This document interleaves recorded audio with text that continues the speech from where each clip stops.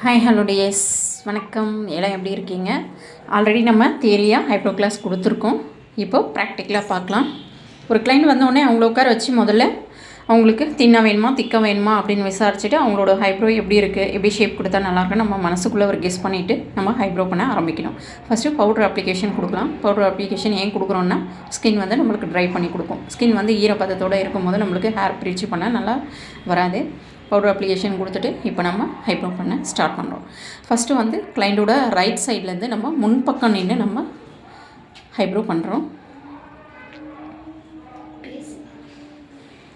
ஹைப்ரோ பண்ணும்போது நீங்கள் கவனிக்க வேண்டிய விஷயம் என்ன அப்படின்னா, நல்ல ட்ரைனிங்காக இருக்கீங்க அப்படின்னா நீங்கள் லைன் கொடுத்து பண்ணலாம்.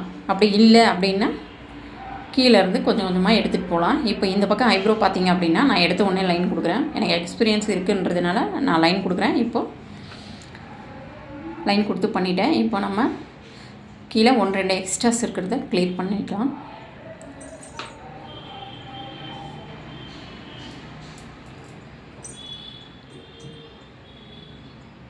கீழே முடிச்சுட்டு மேலே பண்ணும்போது பார்த்திங்க அப்படின்னா அவங்களுக்கு ஆர்ச்சி ஓரளவுக்கு வர மாதிரி தான் நம்ம மேலே பண்ணோம். மேலே அதனால் பார்த்து பண்ணுங்கள். எடுத்த உடனே ஆர்ச்சி எடுக்கக்கூடாது. நம்ம டபுள் சைடு எடுத்துகிட்டு அதுக்கப்புறம் தான் நம்ம ஆர்ச்சி கொஞ்சம் ஷேப் கொடுக்கணும்.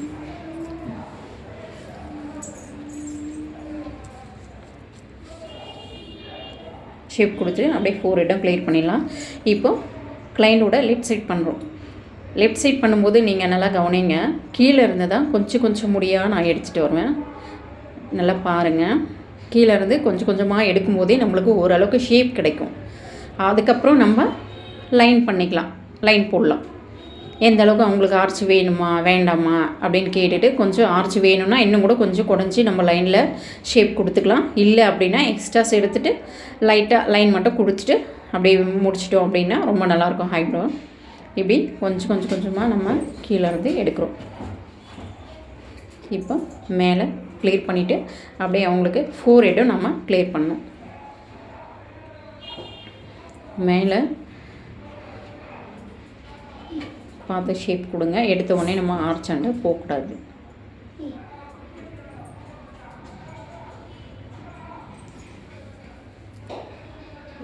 இப்போது சென்ட்ரு பண்ணலாம். சென்ட்ரு வந்து இவங்களுக்கு வந்து கேப் அதிகமாக தான் இருக்குது. அதனால் நம்ம லைன் கிட்ட போயிட்டு நம்ம பண்ண வேண்டாம். சென்ட்ரு பார்ட்டு மட்டும் நம்ம கிளியர் பண்ணிக்கலாம். பொட்டு வைக்கிற இடம் மட்டும் நம்ம கிளியர் பண்ணிக்கலாம்.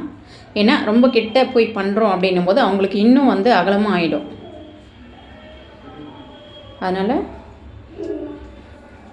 சென்டர் மட்டும் பண்ணிவிட்டு இப்போ நம்ம கட் பண்ணுறதுக்கு போயிடலாம். இப்போ பாருங்கள், நான் வாரி எது மாதிரி கட் பண்ணுறேன் அப்படின்னு சொல்லிட்டு எஜ்ஜில் 1 இன்ச்சு மட்டும்தான் நம்ம கட் பண்ணணும்.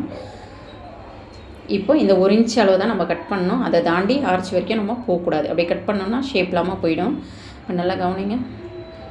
இப்போது ஜெல் போடுறோம். நம்ம gel application 2 type of massage நம்ம கொடுக்குறோம். ஏன் ஜெல் அப்ளிகேஷன் கொடுக்குறோம் அப்படின்னா ஸ்கின் வந்து ரெட்டிஷாக இருக்கும், எரிச்சல் இருக்கும். அதை கூல் பண்ணுறதுக்காக நம்ம ஜெல் அப்ளிகேஷன் கொடுக்குறோம்.